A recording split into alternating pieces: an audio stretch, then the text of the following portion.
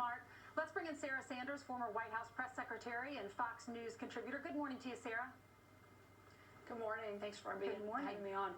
You're welcome. I know you're living in Arkansas now, but you were just where Mark was, a few years ago, serving at the White House. Not even, what was it, a year and a half ago, I guess, when you left. And we wanted to ask you about the protests and then the peaceful protests, which have turned into these riots and then looting people's stores. I think what is happening right now is truly tragic, and I think George Floyd's family calling on and asking the violence and the rioting and the looting to stop is something that everybody should be listening to. This all started because of the horrific incident of what happened to their family member, to George Floyd. And for them to come out and publicly call on people to stop, I think should give everyone some pause, and hopefully people will start to listen. No one is talking about the fact of what happened was horrible. Nobody disagrees with that. Everyone agrees that that should never happen, and certainly never happen in this country. But at the same time, allowing people to run wild through the streets, destroying businesses, other people getting injured, some people even dying because of this, that's not going to move us forward. We have to have law and order. We certainly should allow people to peacefully protest, but things are starting to get out of hand, and we need to be able to bring that order back to our country so we can have the discussion on how we move forward and how we do that together. Well, Sarah, speaking of moving forward, in the city of Minneapolis are actually talking about moving forward and dismantling the police department in the wake of George Floyd's death. Meanwhile, there are, because of this movement, the George Floyd movement right now, it's become kind of a perfect storm, because that's the background to the fact that overall crime has been down across the country. And then because the economy has taken a hit with COVID, suddenly all sorts of communities are going to have to make budget cuts. New York City is going to be $9 billion short on tax revenue, and that's why they're talking about perhaps cutting $1 billion from the police budget. You look at Los Angeles out west, there's a push to cut between $100 and $150 million from their budget. In New York City, $1 billion, as I mentioned. In Phoenix, $186 million in cuts. And in Nashville, residents are calling for cuts for an additional $2.6 million for police. We hear so many people saying this is the time to increase funding, but those communities are talking about going the other way.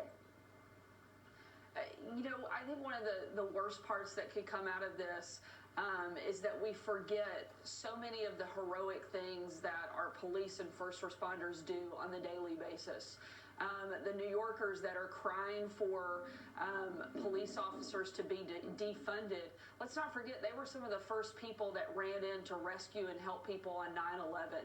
When there is a drug overdose, they're the first ones on the scenes. When there's a car crash, they're the first ones on the scenes trying to help people. And let's not take away and forget some of those heroic things that so many of these police officers around the country have done. That doesn't mean that there haven't been some horrible things that have been done, and that those individual officers should face punishment, severe punishment, when they don't follow their own rules. But at the same time, we cannot punish everyone for the sins of a few, and that's what they're trying to do. And I think that would be a horrible mistake, and we have to maintain the support for those officers that keep us safe and protect us on a daily basis, and not let those handful that have done terrible things ruin the reputation of everyone. Good point, Sarah. And when we really broaden this to that map Steve was showing about this defunding police, you're getting to the fundamental decision that this country's about to enter a debate over whether or not we should stand firmly behind the rule of law and protect life and property and have the necessary resources to do it. Brian Dean Wright, a former CIA officer, was on Tucker last night and had passionate words about that debate. Listen. Put it all together. And the piece that you mentioned, no more police because we're going to defund those folks. We can't put forward the National Guard because that would be escalation. So now we take off the military from the table. What does that leave, Tucker? Let me tell you what it leaves. Vigilante justice. That's It's exactly. you and me and everybody watching this program arming ourselves. Is that how we run a republic? No, sir, it is not. You're And you do exactly not want a country that goes there. And that is precisely where the nation is headed. And we need for all of our leadership to understand that. And if Secretary Esper doesn't get it, doesn't understand that the oath is to protect ourselves from threats, both foreign and domestic, by God, get the hell out of the Pentagon and let somebody lead who gets it. Because that is the oath that he took, that I took, and that the people of this country demand of our leadership in this moment because we are on fire. Someone do something about it. Keyword there, Sarah. Who is going to be the one to lead? Is that leader going to be President Trump, despite the criticism he's taking? I think it has to be because he's the only one talking about the rule of law. He's the only one that is pushing for us to have law and order in this country. Without it, we are not America, and we are not the America that we all love. That is one of the things and fundamental parts of who we are as a society is that we are people that follow rules. But let's not also forget one of the most important things about America, one of the things that makes us so unique and so special is that we value all life. We value human life in all forms, and that is what sets us apart from so many countries across the face of this planet. And we absolutely cannot get away from that, or we lose who we are as a country, and that will fundamentally change who we are, and we cannot allow that to happen. And I think that's why we need leaders like Donald Trump to step up and talk about the rule of law and talk about the value that we place on human life, and never forget that that is who we are as a country. Yeah, every life is important, and that's who we are as Americans. If you listen to Joe Biden, though, he says there's a percentage of them that are not good. Listen to this. The words the president says matter. So when a president stands up and divides people all the time, you're going to get the worst of us to come out. Do we really think this is as good as we can be as a nation? I don't think the vast majority of people think that. There are probably anywhere from 10 to 15% of the people out there that are just not very good people. But that's not who we are. The vast majority of people are decent. We have to appeal to that, and we have to unite people, bring them together.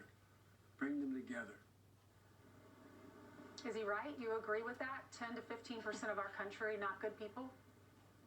Not at all. And I agree with one thing that he said. We have to come together and we have to unite. Unfortunately, he's not the person that can do that because he is saying things divisive and saying 15% of our country aren't good people. Americans at our very essence, at our very core, are the best of what has touched place on this planet. I mean, the idea that 15% of Americans are not good people is not only appalling, but it's the exact type of rhetoric that is dividing the country. Joe Biden, every single day, is politicizing this instead of coming up with solutions and trying to bring the country together. He's doing exactly what he is saying shouldn't be happening. And so I think while I agree that we need to come together as a country, I fundamentally disagree that Joe Biden has any ability to do that. And I don't think that most of America will put their faith behind them when it comes to the end of the day in November, because I think he's showing us every single day that he's not that person that can bring us together. And hopefully he will spend some more time out in the country, get out of that basement bunker a little more often, and realize that 15% of this country is not bad people, and see the greatness of America and the greatness of our people. Joe Biden needs to do the math. 15% of this country is 50 million people. He's going to have to do some explaining later today because that is just jaw-dropping. Sarah, thank you very much for joining us from your basement bunker in Little Rock, Arkansas.